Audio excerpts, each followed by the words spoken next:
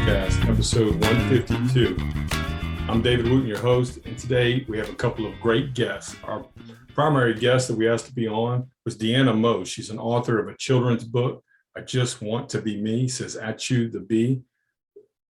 Get the book. Even if you don't have a kid, get the book anyway. Anyway, Deana brought a good friend of hers and a good friend of mine, Mr. Tommy W. along, and we just started recording while we were in the middle of a conversation talking about God and other things. So here we go. Let's listen in. Podcast 152, Profiting from Passion, Deana Meaux and Tommy W. They sacrificed lambs and bulls and all this, and Jesus was the ultimate sacrifice. But if without knowing what people in the Old Testament did, and what Jesus is, without knowing that, how do you know that that's why Jesus had to die? And plus, everything that he went through on the cross, from the shame and the embarrassment and the pain, he has been through every single thing that we have been through in our whole entire life. But without knowing the Old Testament, that he is the sacrifice, the lamb. You don't think he knew the Old Testament? But we don't know the Old Testament. Oh, okay. So I'm always questioning, why did he have to die the way he did? Why couldn't he just go up into heaven? He's our savior, boom. So why did he have to die so brutally and on the cross, as a sacrificial lamb? Because I went to Catholic school, and we were never taught that back in the day, they sacrificed lambs as a offering to God. Well, he sacrificed his life, which is way better than the lamb. Way better. Way better. Way better. Well, if you ever had lamb, it's pretty good. Lamb's pretty good. I think that if you had been a 7th or 8th grader at Cathedral Carmel in the last 4 years, you would know all about the Old Testament. Is that right? Yeah, because I hear their religion teacher is teaching all about that. How the Old Testament is actually all about, the New Testament is all about fulfilling what was promised in the Old Testament.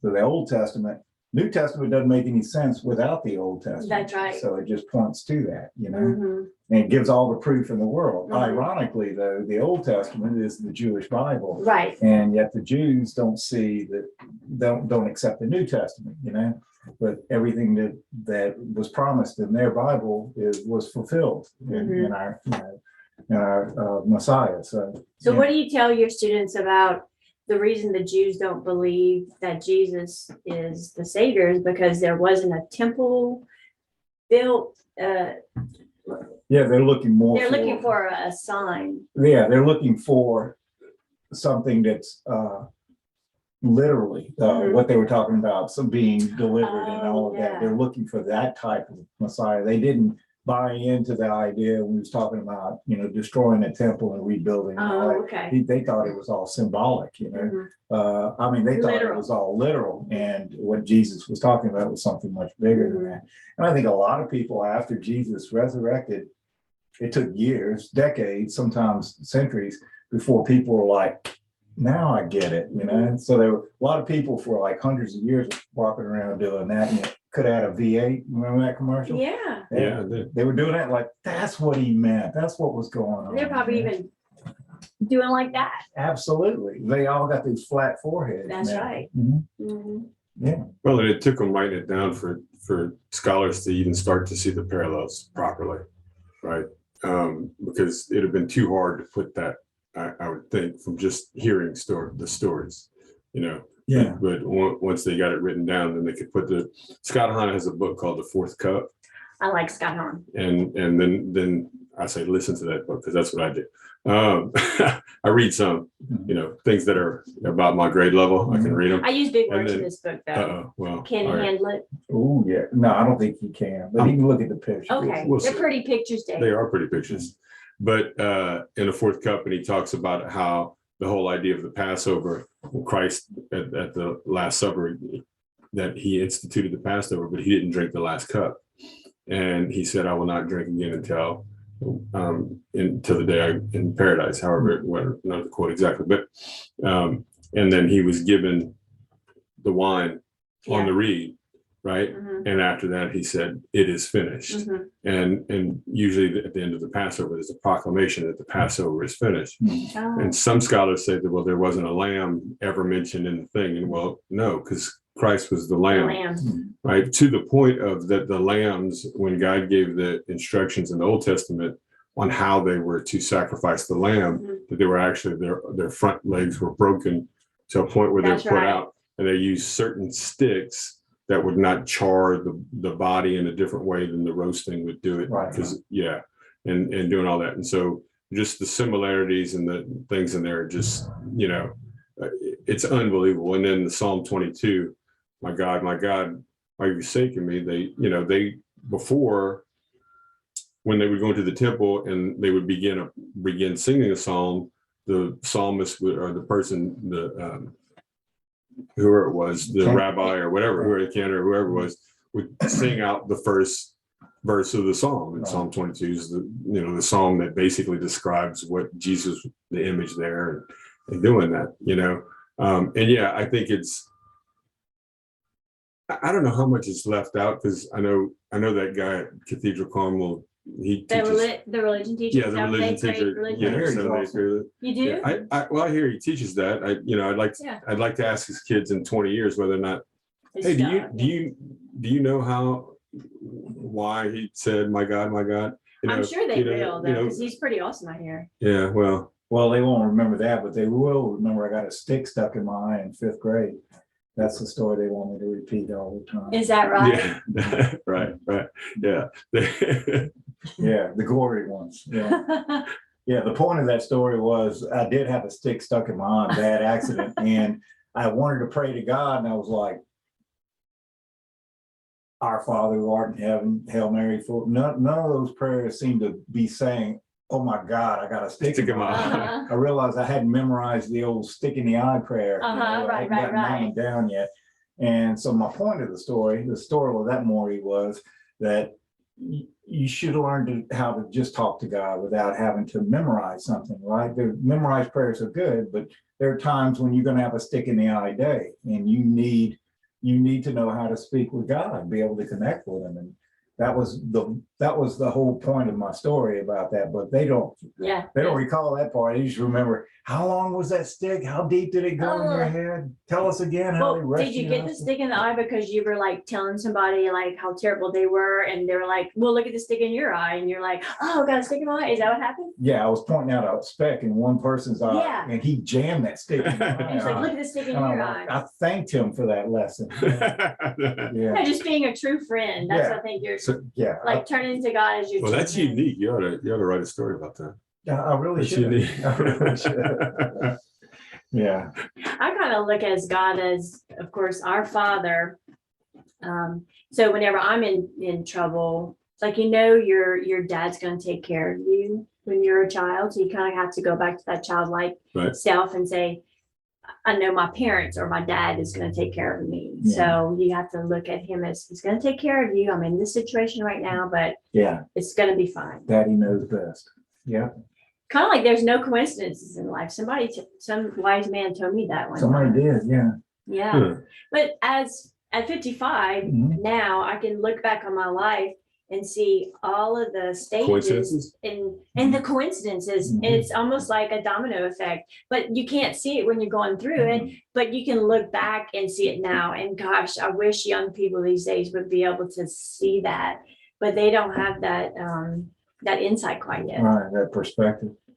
Yeah, and even if you tell them, they seem to just shun it and just want to learn their own hard way. Well, I know me and all my friends, when adults told us stuff, we just automatically took it for granted. That's it. Yeah, we learned from that. And we behaved accordingly. Yeah, we better not drink this Boone's Farm wine, right? Because they said it's bad for us. That's right. It's bad. Yeah. My good girlfriend Deborah Owen, I'll give her a shout out, says parenting is very much like you're on a platform looking down at a maze, and you see your children in that maze trying to get out, and you're like, go this way, go that way, and you'll get out right away. No, I'm gonna go. I'm telling you, go that way. And they have to find it themselves. But as a parent looking down, this is the path, and it's easy peasy. but they have to find themselves out of that maze. Uh, And even now, we have to find ourselves out of that maze. Yeah, but not, I'll tell a similar story, but not in a maze, but where you're lost in a forest. Say you wake up and you just find yourself lost in the middle of a forest, and you know which way to go, but you can't stay there or you'll die, so you try to find your way, but you don't know whether you're going in Right. deeper into the woods or out. So you imagine that it's getting dark and the animals are making sounds, and imagine the fear. But then rewind that to where you wake up, and as soon as you realize you don't know where you are, a park ranger shows up and says, "You must be lost. I know these woods like the back of my hand. Come with me, I'll lead you out." You would follow that park ranger. And to me, it's like Jesus is our park ranger. He sets the example, he shows us. And I mean, there aren't many hard decisions in the world. If you go with the WWJD, everyone knows right from wrong, and if you would use that as a measure, then it's not as confusing, and you tend to make some of the best decisions and find your way out the best way. But we tend to want to be our own, like Adam and Eve, make our own decisions, eat from the tree of knowledge of good and evil and not rely on God. I'm going to rely on me to know what's best, And I don't know why we do that. It's a weakness that we have. It's just original sin, or I think it's part of the gift. It is part of the gift of free will, actually. The ability to screw up. Right. I mean, but the ability to get it right doesn't come unless we have the ability to get it wrong. And so. And I must be making a lot of people right, because I've done a lot of things wrong. Well, you're making your ability to look back at the past and see that and share with others that history, and you've learned from that in a lot of ways. Yeah.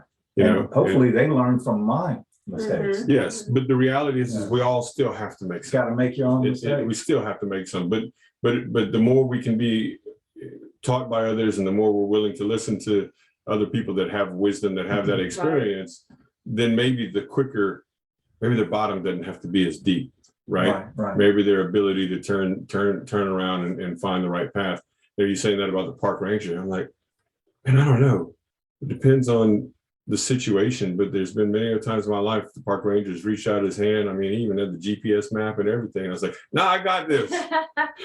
Real. You know what I mean? You know what I'm saying? Like, I was lost. And somebody wants to lend a hand, and my ego, my pride. There ain't no way, dude. I'm not taking your help. Well, we're definitely not gonna stop and ask directions. Not as men, we wouldn't. It's no, we can figure this out. I'd probably tried that at one point in my life. I probably would have tried to tell him how to get out of it. Right. Well, no, hold on, bud. Let me tell you how this works. It's a constant circle of learning, because you go back to WWJD. What would Jesus do? But you have to know what Jesus would do. Well, that's what I think. I like, what did Jesus do better than what would he do? Based on what he did, we'll tell you what he would do. Yeah. But you got to know, what did he do first, right? In order to predict what he would do in the future. You're right. So y'all are all right. I thought we were all wrong there. I know there's a friend of yours that says that a lot. I have a good friend of mine. We'll debate all this stuff, in a prayer group. And then he says, "Well, one thing's for certain, though, we're all wrong. We're all wrong. We're all wrong. Yeah. Everybody's wrong. Yeah, and that's one thing I think I'm right about. That you're wrong. Yeah. That you might be wrong. All the time. Still a good chance I'm wrong. There might be one guy out there, but I don't know him. I promise you that. But and I know to some people maybe that sounds funny, right? But we're all wrong. But then why do you finally think? Because there is something right within it. I'm not capable, like the whole idea of there's no coincidence. I think there are coincidences. I think God made coincidences. It's just so beyond our comprehension of how they would fit together. It's a coincidence. It's and like he didn't have to work it or whatever. There's enough in this random world that he created for us that some of those things are going to just happen in the process of, no matter whether we choose door 1, 2, or 3, right? Some of these things are gonna happen, but it's still all part of his plan. Yeah, it's still all part of his plan. Yeah. You know, and doing it. I don't know. Maybe that's deep, but It's pretty deep. Yeah, it sounds like a LaFonda's conversation about 11:30 at night. You know? Definitely after 5 o'clock because they don't start serving food. Yeah, until obviously you don't stop. Yeah, we were going to meet at LaFonda's earlier, and He was hungry, they can't hire workers. They don't have enough staff to staff. I mean, just that's a problem. Who would have thought? You know, we can't find people to work. You know. But speaking of coincidences, it was no coincidence that I met Deana when I did, and it was no coincidence that we ended up here today. Oh, So many years right. later. Yeah, yeah.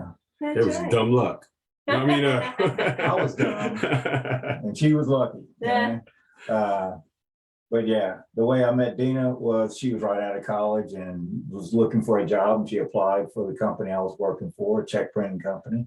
And checks, that sort of thing. Check print, yeah, that was back when they had checks. Right. And we talked over the phone for a good while. You know, conversation went great. And then I went to this crowded little cafe and realized at that moment, I said, "Oh my God, I forgot to ask what she looks like. How am I going to know when she walks in?" The moment she walked in to the place with her huge smile and her girly personality, I'm like, that's gotta be. We connected, like zoomed in. It's gotta be Deana, you know, and Deana has that charismatic personality that immediately translates into everyone feeling comfortable with being themselves and not worrying about being something else. And because she's comfortable in her own skin and being who she is, and, you know, celebrate everything about herself, because, you know, God created her, and she sees the beauty in that, and that's what's wonderful.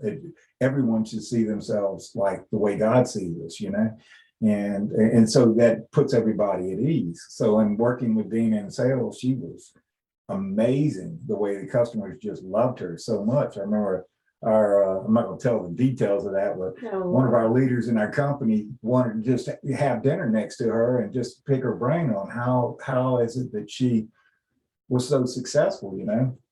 And she said a couple of funny things, little off-color funny things that Not me. He just said, "Well, now I know why." Now I know why. You know, she said, I said, "Absolutely, Deana is Deana." And she doesn't apologize for that at all, you know. And it's all about being yourself. There was a book that was put out. It was somebody should definitely write a book if they haven't. Well, already. I think sometimes it's late for adults to hear it, but if children knew that message of just being yourself, you know, not apologizing and not apologizing for who you are or anything. Do you know anybody, Deana, that has a book like that? Maybe even a recent. Well, yes, I do. Do you? Do you now? Wait, what is this? It is. What is this? I had no idea. No idea. No idea. Still no idea. Look at the resemblance. Oh my goodness. I think you could have just put the B up and said the resemblance. There you go. That's that. I just want to be me, says I choose the B. I've read this book to many children, and wait, so you didn't write it? You just read it to someone? Yeah, right. I read the book, but whenever I read it to them, they're like, "Hey, you look like the bee." I'm like, "I do look like the bee." That's a coincidence. And they're like, "The glass is even." Yes. Even. The glasses, and one little boy says, "In the nose." In the nose. And I said, "Yes, in the nose." Yes. But, and you can't see it from behind. I know. I know. So, Deana, what motivated you to write that book? Well, Tommy, glad you asked. It almost sounds like an interview or a podcast. It almost does. It almost does. It almost does. Well, I've always had lots of stories swimming in my head, and I've always had the love of reading and reading to my children when they were young. But now that they're older and grown, I'm able to take my ideas, and this is a story that stuck in my head for a very long time. So what's a very long time? Years. And I told my daughter Joy one day, I really want to write a book about a bee that's different. She's allergic to pollen and she sneezes all the time, and her name's Achu. And my children and my daughter, you need to do it. And I just couldn't figure out what is that one thing that's gonna let everybody accept her as she is. So I decided to sit down during the pandemic. the pandemic, not working in Baton Rouge, didn't have that commute every day. So I gained an hour of my day or 2 hours of my day back during those 2 months. So I was able to put pen to paper, find an illustrator, find an editor, find a website creator. And 2 years later, created a book. And it's about a bee who's different. She doesn't look like the other bees. She is allergic to pollen, so the bee names her Achu from her throne because she sneezes all the time. And all the other honeybees tease her, saying, "Why can't you be like us?" And she's just, "I just want to be me. I just want to do me." And so she decides to wake up one morning, very early in the morning, to fly out to the flower fields to try to not sneeze around the flowers, try to practice fitting in. And she hears a loud buzzing, and it's a hornet that's flying in on his World War II airplane, because hornets. That's what hornets do. Sure. They fly in on their World War II airplanes. And she realizes that he's going straight to the hive to destroy it and everyone inside. So she is, "Oh my gosh, I'm the only one out here in the flower fields. This hornet's going to destroy my family. What do I do?" And with a little help from a friend, because we always need our little friends to give us that little extra push, said, "You have what it takes to save your family." And so she decides to go to the biggest, prettiest pink flower, take a big sniff, sneeze her way past the hornet in his big plane, and tell the queen to shut the doors of the hive, because hives have doors, big wooden doors. Yeah.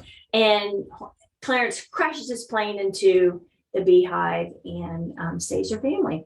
And then now the bees who were mean to her were very apologetic, and they ask her if she wants to have a royal title now under the queen. And she's like, "Nope, I just want to be me." So it's a sweet little story. My illustrator is amazing, and the feedback I've gotten from the story and the connections I made have been awesome. Were you able to comprehend it when you read it, Tommy? Oh, it was Deana's story. It's just who Deana is. Yeah, I was able to comprehend it. It had some big words in it, but yeah, we'll get back to that later, Dave. Yeah. But it was that's exactly, Deana lived this story, and then she just animated it. That's all. Right. Growing up with naturally curly hair in the 60s, well, in the 70s, when the straight feathered back Farrah Fawcett hair was, I could never ever have straight long hair like all my friends did. Right. So I just had to learn to accept it. So I tell my illustrator the cutest story. She lived in Ruston and we had not met. I found her on Instagram. So we talked several times and I said, "This is my idea. She has to have blonde curly hair and glasses." Well, she sent me a picture of a bee and I was like, "Her hair needs to be bigger." So she sent me a picture of a bee. Her hair needs to be bigger. And I sent a selfie and I was like, "Bigger." And that's what she created. Yeah. That's what she created. And then she did a phenomenal job with the worker bees and the fireman bees and the policeman bees. And of course, Clarence the Hornet, she just did great. Yeah. Yeah, it is wonderful. And I think it's the kind of story, you could easily read to your kids, but then they could also, get a little bit older and be a story that they would read for themselves. That it'd stay around in use for quite a while around the house. Right. The feedback I've been receiving from friends or people who have bought my book have said that the book is for 3 to 6 year olds. Right. So the 6-year-olds are just starting, first grade, second grade, maybe, to read, and they find their child reading to their younger siblings the book. Sometimes it just might be even babble, just because they're looking at the words, because they know the story, but then they're looking at the pictures and looking at the words, and it's been really good. The name of this podcast, Profiting from Your Passion. And I know, other than the millions of dollars you've already made on this, it's maybe spent, because I'm self-published. Yeah, trust me, I can relate. It's not about the money. Yeah, yes. So what is it about? What is it about for you? This has been my dream, is to write a children's book with a real meaningful message. And I didn't quite know what that story was going to be until the pandemic hit. So that was a good thing that came out of it. But whenever I saw that book in my hands, the final printed version, it was like pure joie. just pure joy. Yeah. And I have a husband who has been so supportive because it is self-funded, everything. That's why it took 2.5 years, because I didn't have a Kickstarter or anything to help me. He's been so supportive and said, this is your dream. When I would tell him, our credit card bill is a little high this month, and he's like, you'll make that back. But I could walk away from it. I don't need it to buy milk, but he's supporting me. It's my dream, and just keeps on going. So I hope that the attention that I'm getting from this book is not on me, is to share what God wants me to share with, Absolutely. with the audience. Matter of fact, I had to put Jesus in here, and I'll put a little passage right there. You are altogether beautiful, my love. There is no flaw in you. Song of Solomon. Awesome. Had to put Jesus in there. Yeah. He made this possible, not me. Right. So what else have you gotten out of it, like just personally as far as fulfillment? Every time, I like to autograph every single book that comes in, every single order that comes in through my website. So I think of the child that someone has asked me to autograph a book for. I may not know this child, but I just know there's something special about this child.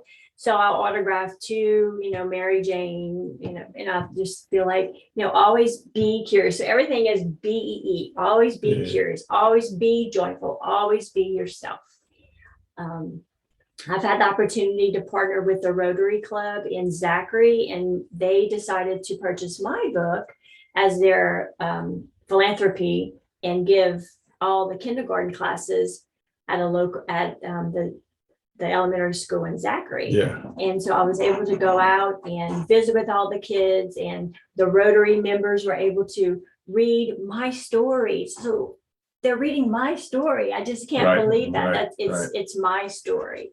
Yeah. So the fulfillment of that and the connections that I've made with other authors, just learning so much too. Yeah, I can relate to a lot of that. That's really cool. Author to author here, Tom. Yeah. I'm still writing my book. Yeah, we're waiting for it. That's a whole nother podcast there. There's a whole Yeah. a whole nother. I'll edit it for you. 7 years I've been writing that. I'll edit it for you. It's a lot. So It's a story of Thomas. it is from birth till present. Did you know Thomas means twin? I didn't know that. There you There go. you go. You got another chapter. Yeah. Yeah. Are you gonna have a chapter on me? Oh, well, Deana, you're already in there very heavily. Yeah, It's funny. We've got a new employee, and it's the first time I've had an assistant working directly for me in, I don't know, forever, since the corporate world, which has been a long time. And so she's shadowing me to see what I do on a daily basis to how better to help, and stuff. And so we pass places and the stories come out. And some of them I haven't thought of or told in a long time. And just today I was like, I'm starting to get the urge to write again, because like all these stories of, these, and it's not just, it's a story.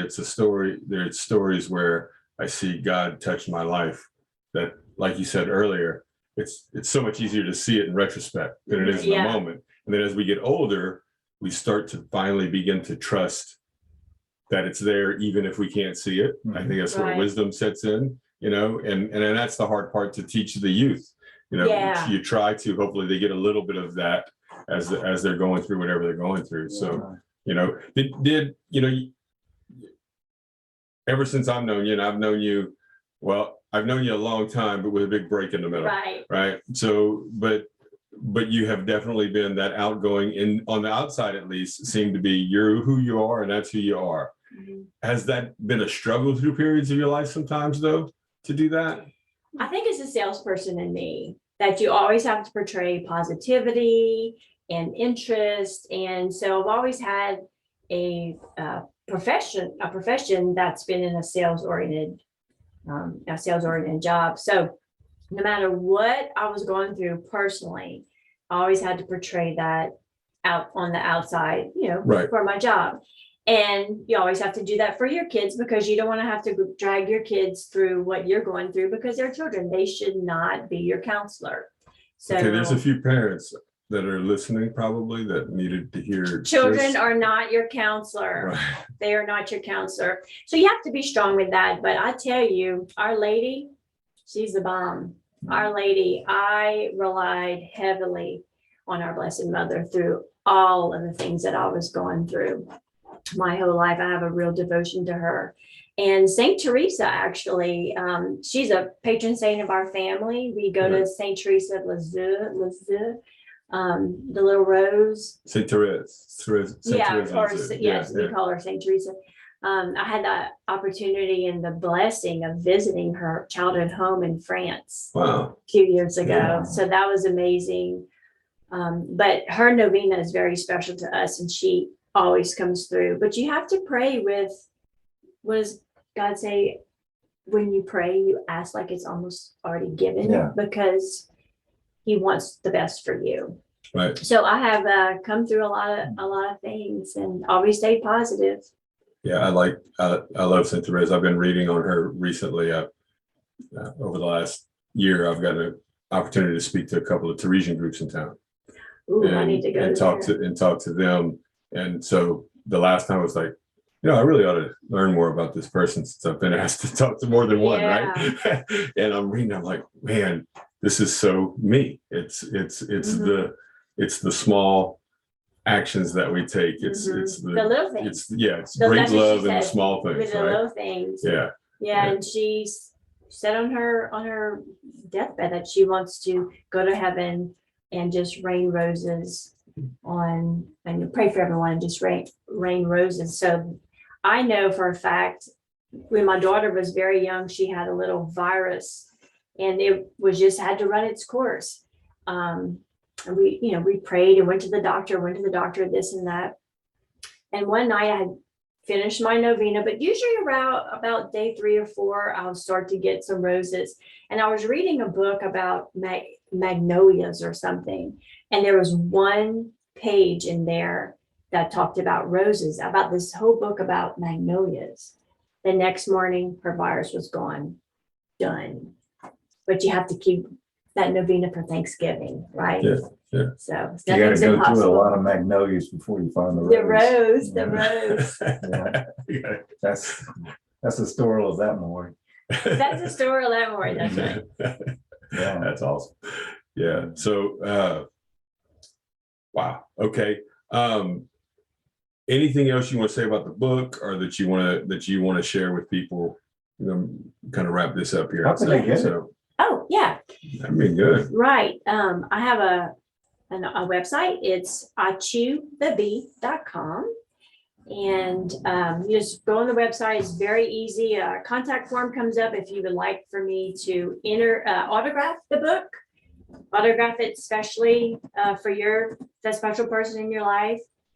And I will ship it right out to you. And I also have the book in some stores in Baton Rouge and in Zachary, the little town that I'm in. So there's retail stores, but my website's the best.